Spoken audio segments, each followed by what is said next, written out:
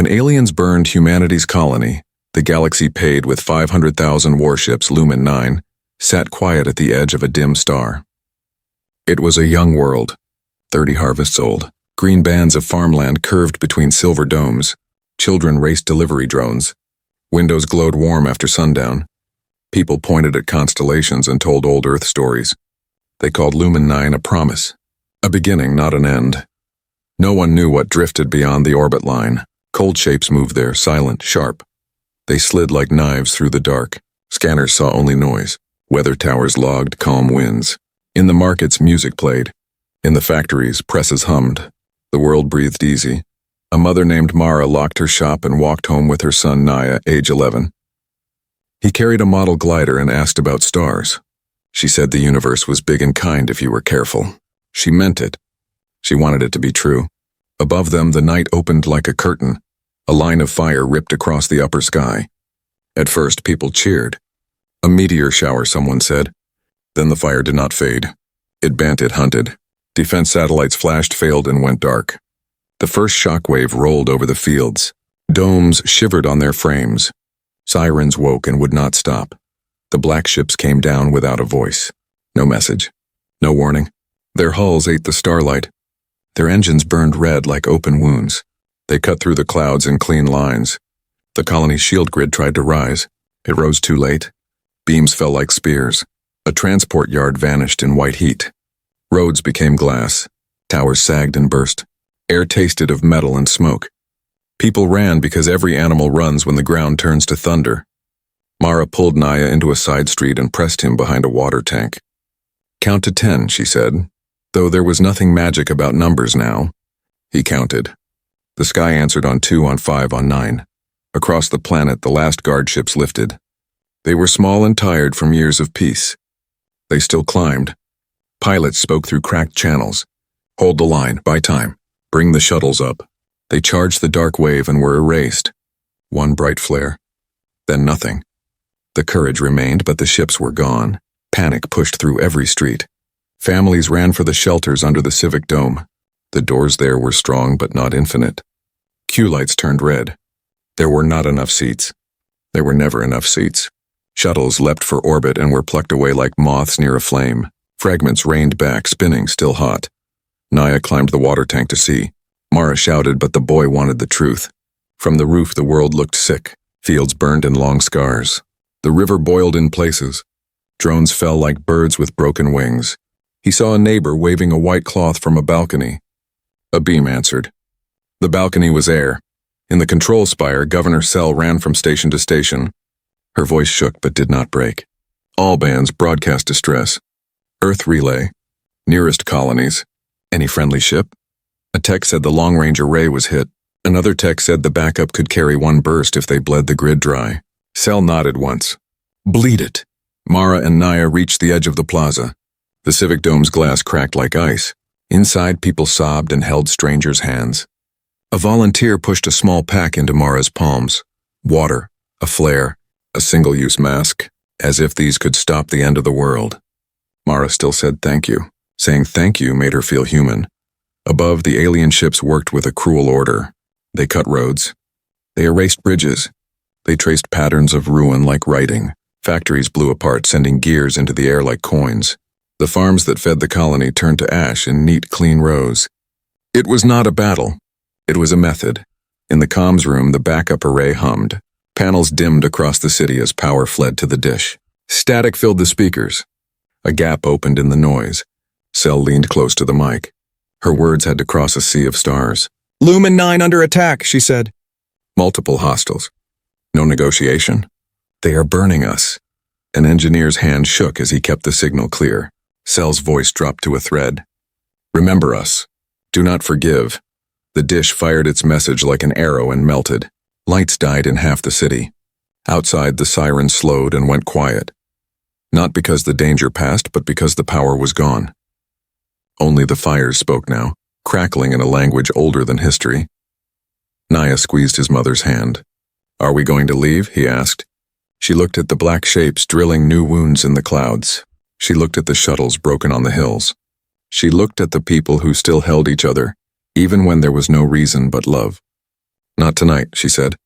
Tonight we remember how to stand. Night deepened. Ash fell like gray snow. The attackers climbed, reformed, and drifted away as cleanly as they had come. They did not speak when they arrived. They did not speak when they left.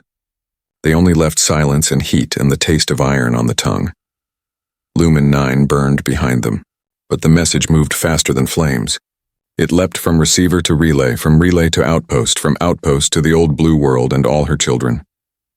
In houses and stations and mines, people stopped what they were doing and listened to a voice from the edge of the dark. They heard 10 words and did not forget them.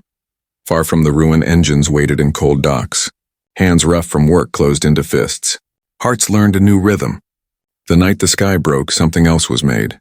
Not hope, not yet, a promise that would one day speak back.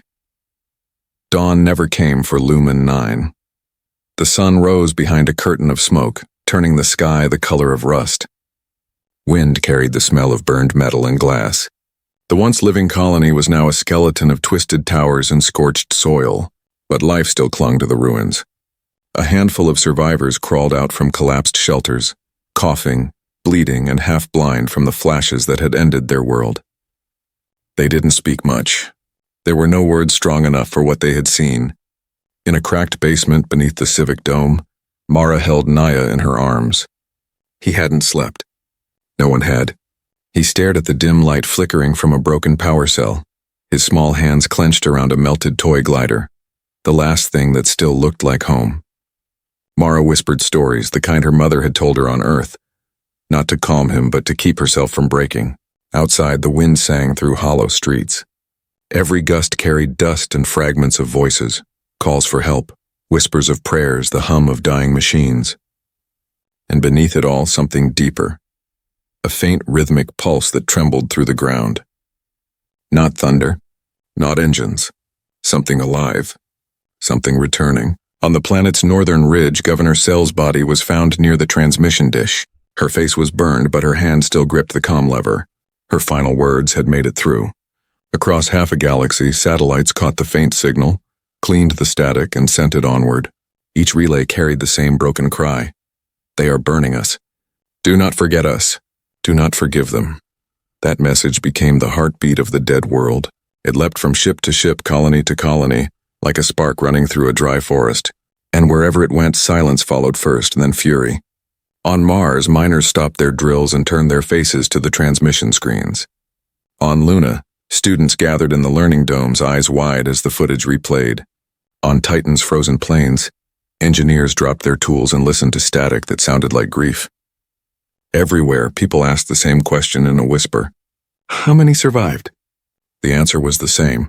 None. The Earth Council met that night under its glass ceiling, stars shining faintly through the smog. The chamber was loud with arguments. Some wanted to retreat, to hide behind stronger walls and pray the attackers never returned. Others, their eyes red with tears, slammed their fists on the table. If we hide, one shouted, they will burn the next world and the next after that. In the middle of the hall stood Admiral Kalen Duer. He had not spoken in hours. He had been there when the message arrived, watching the screen as Lumen 9 turned to fire. His sister had lived there. His voice when it came was calm, too calm. They thought we would kneel, he said. They thought we would vanish quietly. They were wrong. Around him the council stilled. The air changed. Kalen raised his hand, and on the screen behind him appeared the schematic of a ship, a giant of steel and light. A dreadnought, he said, 10 times the size of our largest vessel, built not for trade, not for defense, for justice. Someone whispered, that would take decades. Kalen looked at them. Then we build for decades, and we teach our children why. Across the colonies, his words spread faster than any decree. Factories switched from plows to plasma forges. Engineers who once built homes now designed engines of war. Shipyards bloomed in orbit, silver skeletons against the black sky. Every rivet driven carried a name. Every hull plate bore a mark, L9, the code of the lost world. And still, among the ruins of Lumen 9, the survivors waited for rescue that never came. The aliens had not returned. They didn't need to. They believed their work complete. But in the dust and shadows, humanity's vengeance was already taking root. Mara climbed from the shelter days later. Naya still at her side. The air was thin, poisoned, but the fires were dying out. From the hill she could see the whole valley. The city she had loved now nothing but ash. Yet somewhere beyond the smoke a small light blinked. A beacon. Someone was listening. She closed her eyes and whispered the same words Sel had spoken into the void. "Do not forget us." Her voice was carried by the wind, weak but unbroken.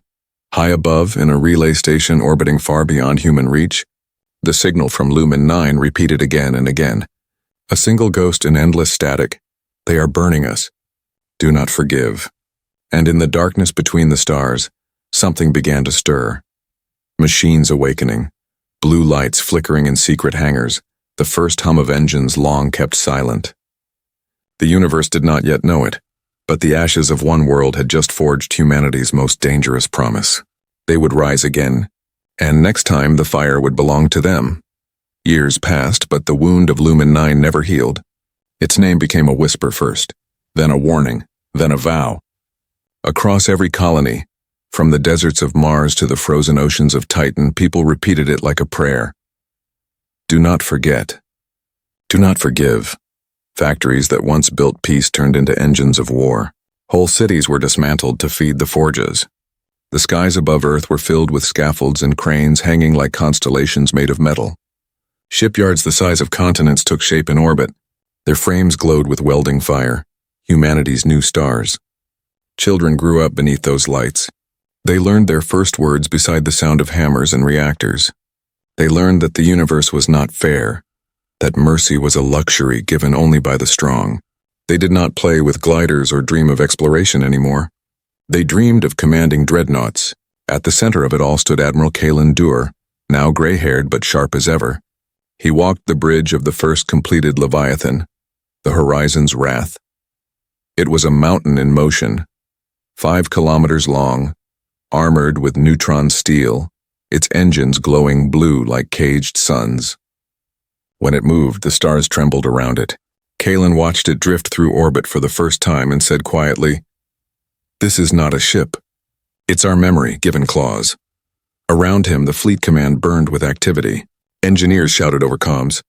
Test pilots ran simulations. Each system that came online felt like a heartbeat added to a growing creature, one that was no longer human alone, but humanity itself. On Earth, the Council had changed too. Gone were the cautious diplomats who once feared war. In their place stood soldiers, scientists, and builders hardened by grief. They called themselves the Reconstruction Directorate, though everyone knew what they were really building was not reconstruction but retribution. Dr. Isla Wren, head of propulsion research, addressed the council one night as screens flickered with schematics. "We can mass-produce the engines," she said, "but every dreadnought consumes enough material to drain 3 moons. We'll run out within 10 years. Kalen, standing by the window, never turned. "Then we strip the moons bare," he said.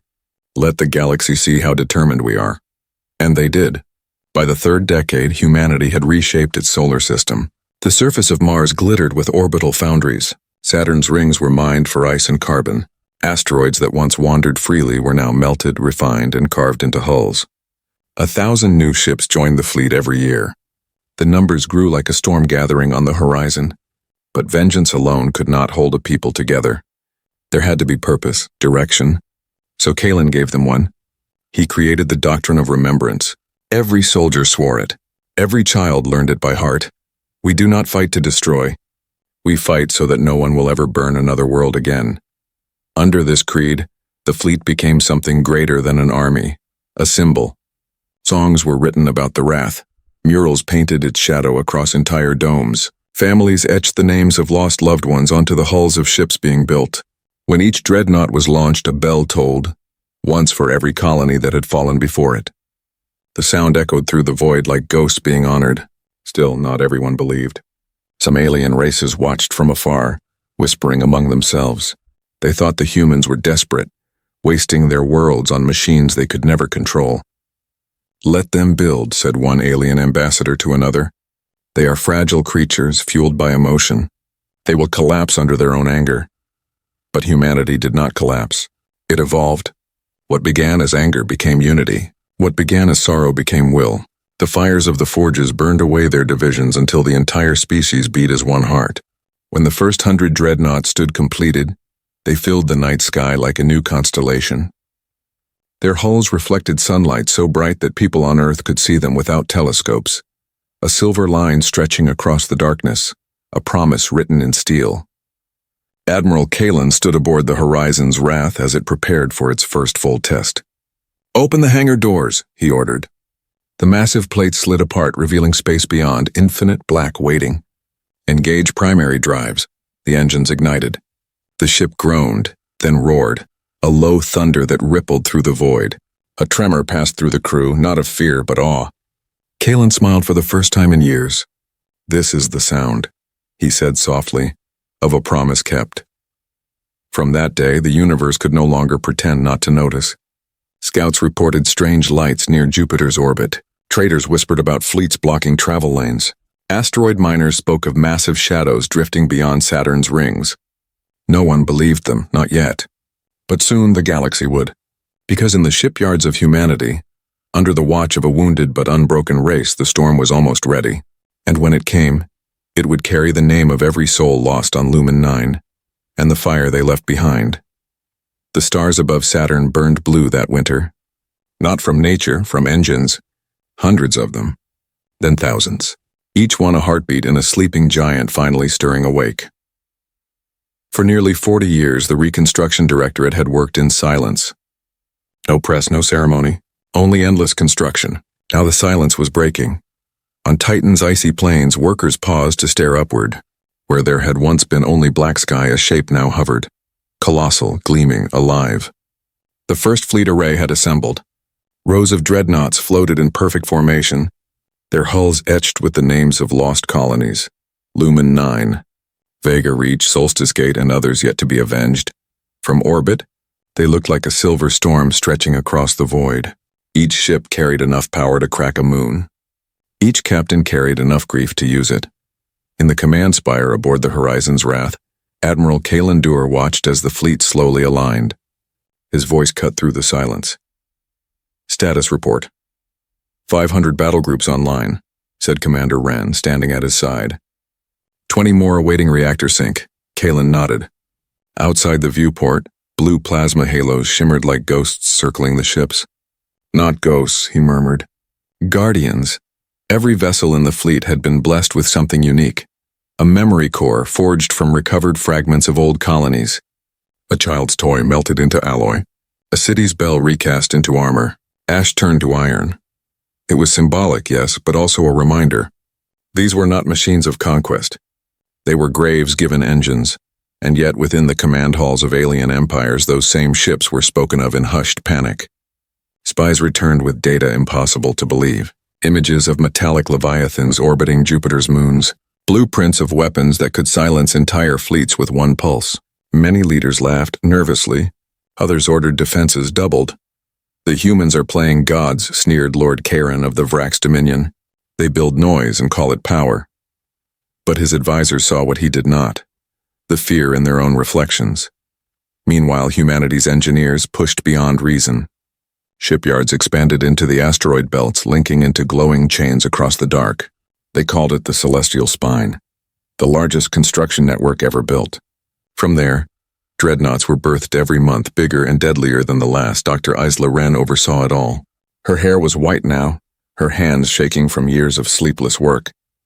When asked why she kept going, she simply said, "Because somewhere out there a mother still calls for help." On Earth, news of the fleet leaked for the first time. Not officially, a miner's recording, a mechanic's story. But it spread like lightning. People gathered in streets watching the skies. They could not see the ships, but they felt them. A distant hum in the air like the breath of something vast and waiting. For the first time since Lumen 9, humanity stood together without fear. Students in academies recited the doctrine of remembrance. Farmers sent crops to orbital foundries. Even the poorest colonies donated metal, fuel, or labor. The galaxy had tried to break humanity apart. Instead, it had forged them into a single weapon. Admiral Kalen stood before the fleet and broadcast across all channels. His image appeared on every screen, every station, every dome. Behind him, the Wrath floated like a god of steel. They thought we would vanish, he said. They thought our silence meant defeat. But silence is the breath before thunder, and today humanity exhales. The fleet roared. Engines ignited in perfect sync, casting an ocean of blue fire across the darkness. For hours the light didn't fade, it grew. Civilians on Titan fell to their knees. Pilots saluted through tears. Children pressed hands against glass domes, whispering names of those who would never return to see this day. From deep space, alien telescopes captured the moment. Their analysts calculated impossible numbers. 500,000 dreadnoughts, give or take. An armada spanning half a planet's orbit. It defied logic, strategy, even imagination. It was not an army. It was an answer. In the darkness beyond, some alien commanders urged preemptive strikes. But their leaders hesitated. The humans had not moved, not yet. They only waited, silent and still. A storm held at the edge of the galaxy, restrained by one man's command. On the horizon's wrath, Kalen closed his eyes and listened to the rhythmic pulse of 1,000,000 engines. Each beat sounded like a drum, steady and patient.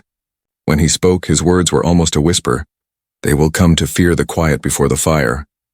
He turned to his officers. Signal the fleet.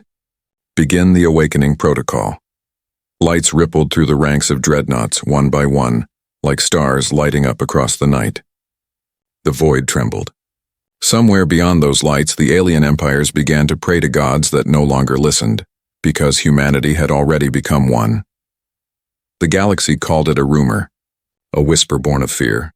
But rumors have power, and this one traveled faster than light.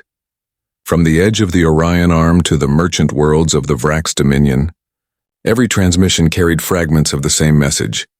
The humans are coming. No empire wanted to believe it. They said no single species could build such a fleet. No civilization could sustain that level of production without collapse. They laughed, until the stars themselves began to disappear. It started near the Dion Expanse, a quiet region of trade routes and mining outposts. Freighter crews reported strange eclipses, shadows swallowing entire constellations. Then came the sound, not through air or atmosphere, but through the very static of their comms.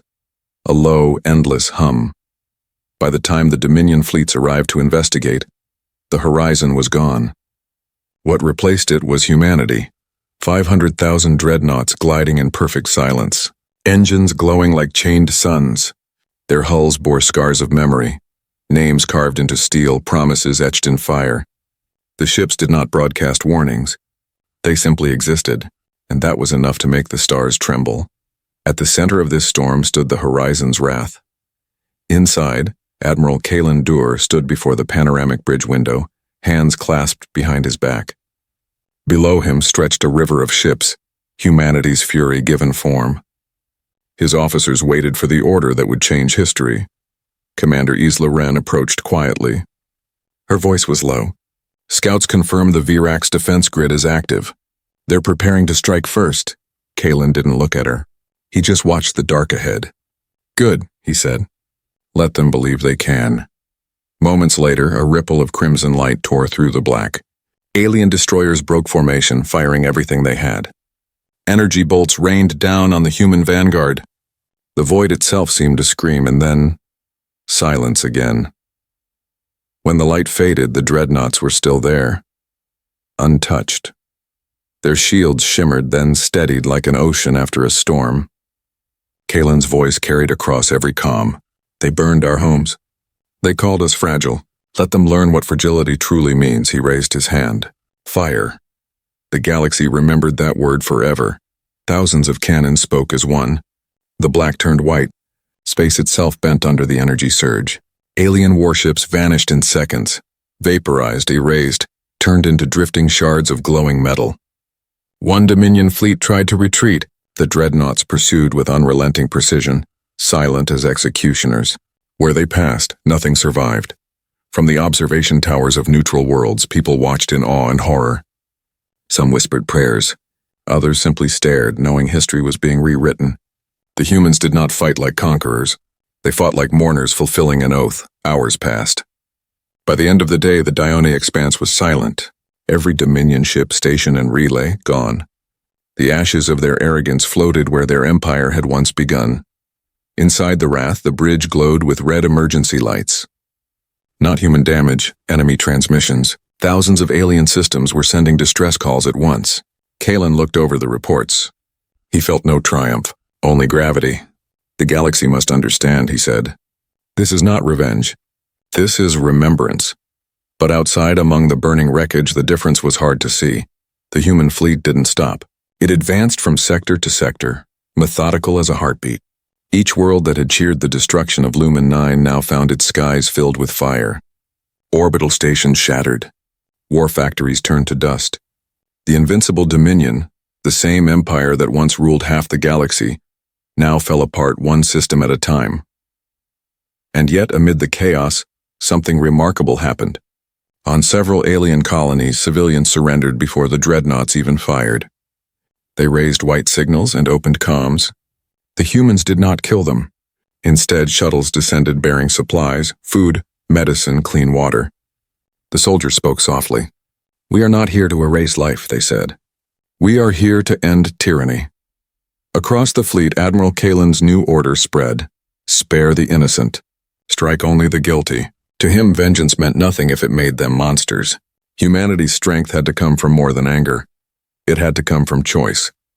Still, the alien High Council panicked. Their leaders fled to the fortified world of Draxor Prime, the heart of their empire. They believed its defense rings and planetary cannons would hold.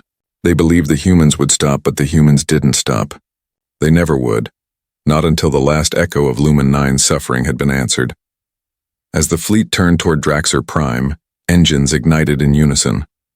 The hum rose again, deep and thunderous. Planets shook as the sound crossed the void. Some said it wasn't the noise of ships at all. They said it was the sound of a promise at last coming due. Humanity marched, not with armies, but with 500,000 hearts forged in loss. And for the first time in galactic history, the predators of the stars began to prey. The galaxy had never known silence like this.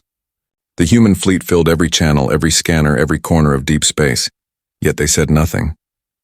No declarations, no warnings. Only the hum of engines that felt like the heartbeat of something ancient and unstoppable. Ahead of them loomed Draxor Prime, the jewel of the alien Dominion. A world forged from obsidian and steel, wrapped in rings of weaponized satellites and defensive moons. For centuries, the Dominion had called it invincible. It was here their kings were crowned. It was here the order to burn Lumen 9 had been given. Now it was surrounded.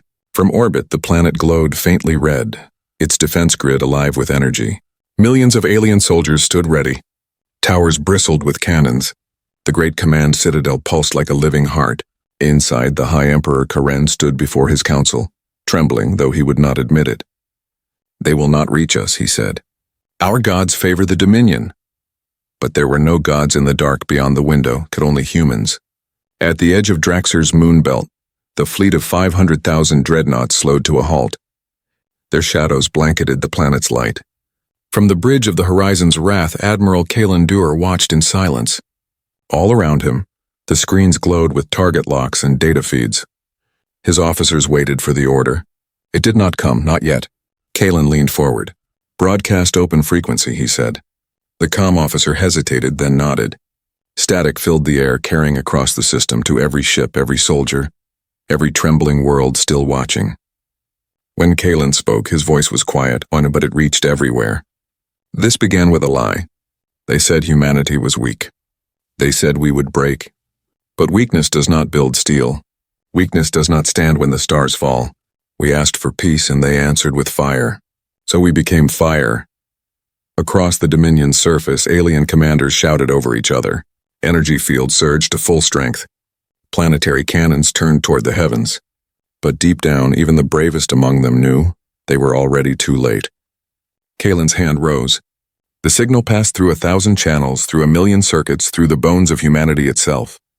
One word carried across the galaxy. Fire. The void turned white.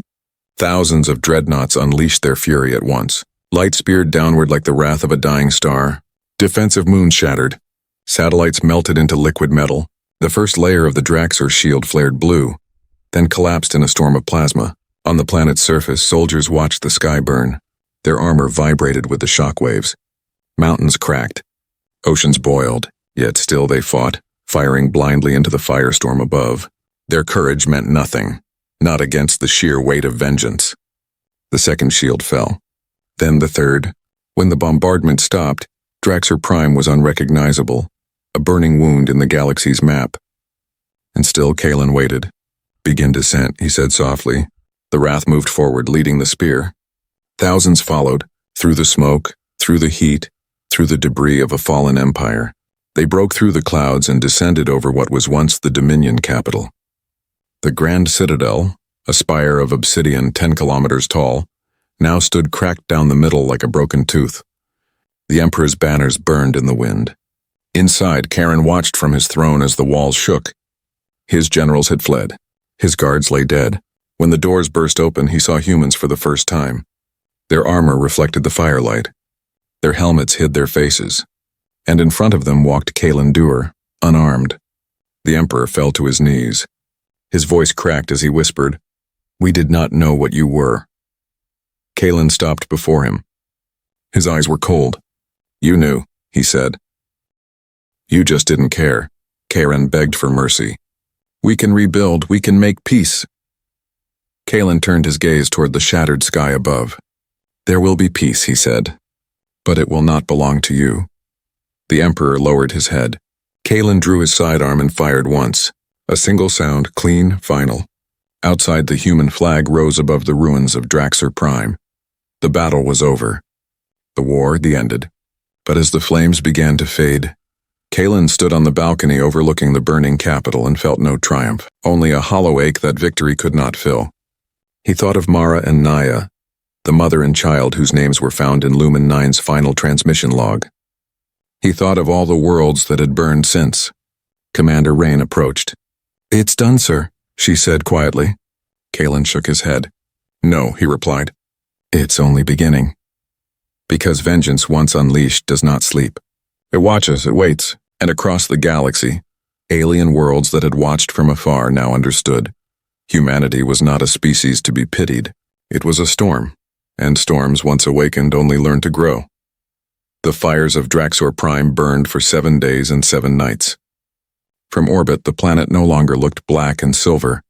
It glowed red like an ember fading in the dark. For the first time in centuries, the Dominion Empire was silent. No fleets, no broadcasts, no threats, only the smoke of its own pride rising into the stars. Humanity had done the impossible. They had broken the unbreakable. And yet, in the command bridge of the Horizon's Wrath, there was no celebration. No music, no cheers, only a quiet that felt heavier than all the wars before it. Admiral Kalen Dur stood alone before the massive viewport, watching Draxxir turn beneath him. He could see the oceans still boiling, the cities dissolving into glowing rivers of molten glass. Victory was complete, and utterly empty. Commander Isla Rain approached, her boots echoing softly on the steel floor. "Transmission lines are open, sir," she said.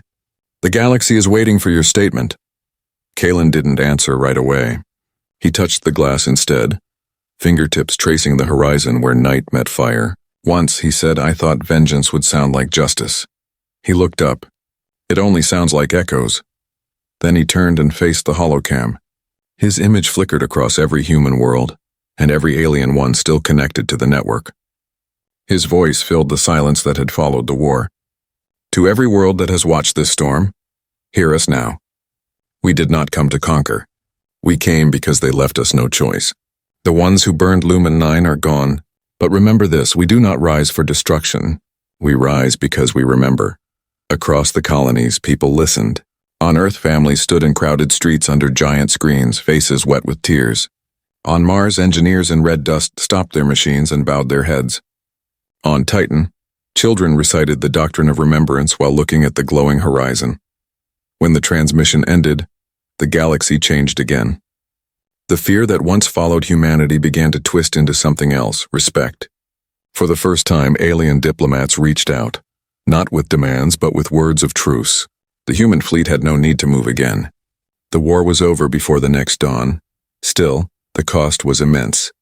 Half of humanity's resources gone, millions of lives lost in construction and battle, entire moons stripped bare, leaving behind only hollow scars. But to them it was the price of freedom, the price of memory. The fleet began its slow return home. Through the wreckage of fallen worlds, through the ashes of history, ships once built for revenge now carried relief supplies. The dreadnoughts that had rained fire now carried medics, engineers, and teachers. The war machines became guardians. Kalen gave one final order before entering orbit of Earth. No ship will fire again unless the stars themselves demand it. He spent his last years not in command halls, but among the reconstruction crews. He worked quietly, helping rebuild domes on Luna, planting crops on Mars, and teaching cadets about the difference between power and mercy.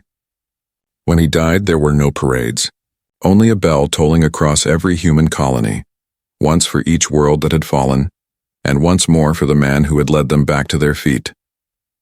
A century later, the galaxy still remembered his name. But what they remembered more was what came after him.